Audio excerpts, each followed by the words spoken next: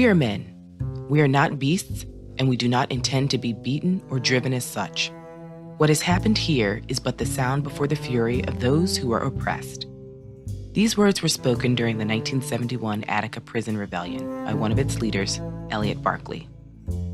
At the time, Attica prison was severely overcrowded. Its majority Black and Latino population faced constant physical and verbal abuse.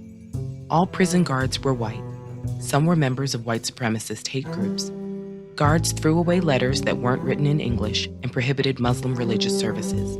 They punished white prisoners for fraternizing with non-white men. Prisoners were allowed 1 shower a week and 1 roll of toilet paper a month. Among those imprisoned at Attica were Elliot Barkley, Frank Smith, and Herbert X. Blyden. "I'm dying here little by little every day," Barkley wrote his mother. She contacted authorities, but nothing changed. He began writing a book about life at Attica. Meanwhile, Smith worked a position called the warden's laundry boy for 30 cents a day. His grandmother had been enslaved. Because Smith and others were treated as less than human at the will of their keepers, they viewed prison as an extension of slavery. And Blyden had participated in prison strikes and rebellions. He and others saw the violence of prison as symptomatic of a societal problem where individuals are denied justice based on their class and race. They felt people shouldn't be stripped of their rights to health and dignity upon being sentenced.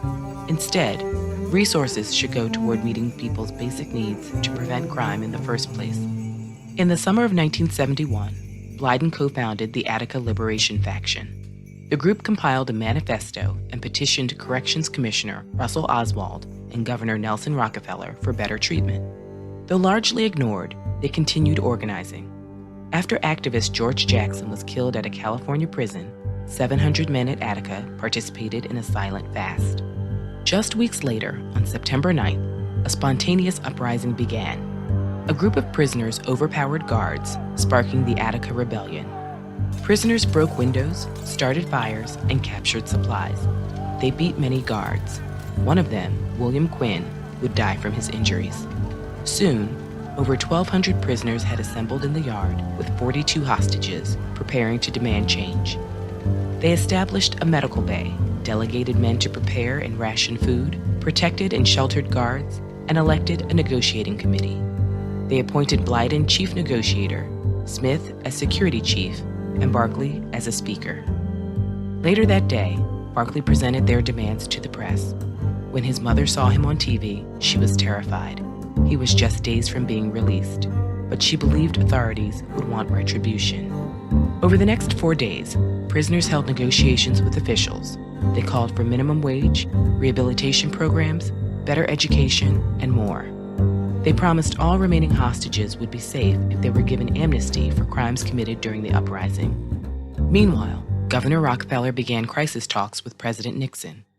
The president told his chief of staff that the rebellion should be quelled to set an example for other Black activists.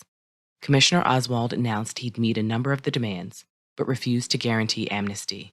Prisoners refused to surrender. As warnings of an imminent siege mounted, they threatened to kill 8 hostages if attacked. Nevertheless, Rockefeller ordered troops to retake the prison. Helicopters tear-gassed the yard. Troopers shot over 2,000 rounds of ammunition, killing 29 prisoners and 10 guards, and wounding many others. Witnesses say troopers found Barkley and shot him in the back. Officers stripped surviving men naked, tortured them, and deprived them of medical attention. Blyden was starved for days. Smith was sexually violated, burned with cigarettes, dragged into isolation, and beaten. Directly after the attack, Governor Rockefeller thought prisoners were responsible for the deaths of the 10 guards. He called it a beautiful operation. President Nixon congratulated Rockefeller and told his chief of staff that the way to stop radicals was to kill a few. But autopsies soon confirmed that prisoners hadn't killed any guards during the attack, as threatened. Government forces had. Nixon told Rockefeller to stand his ground. Those who survived the massacre continued fighting for revolutionary change. Long after being released, Smith and Blyden campaigned for social justice and prison abolition. The demands men made at Attica in 1971 remain at the core of ongoing protests, within and beyond prison walls.